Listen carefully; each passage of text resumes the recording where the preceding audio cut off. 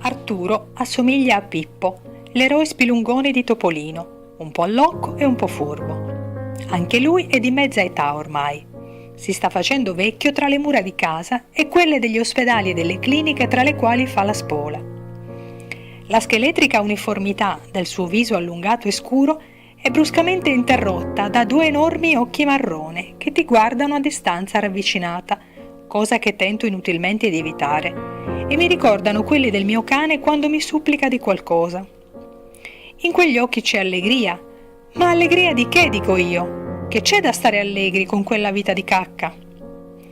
Arturo, mentre parla, con la mano destra gesticola come fa Totò quando con la mano dice che sei fesso, ma non lo fa con quello scopo, anche se tale ti fa sentire in fondo.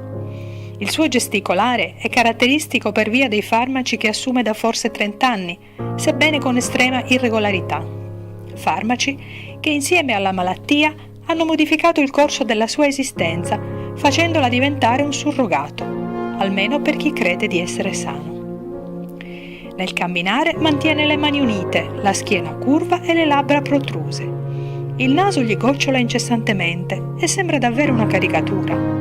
La voce è cantilenante. In estate usa la camicia di jeans e in inverno su di essa un maglione blu a righe, ma sembra sempre che abbia 2 taglie di troppo. Strascica lentamente le ciabatte, anche se troppo abbondanti, tanto che ci saranno 2 centimetri tra il bordo e il calcagno.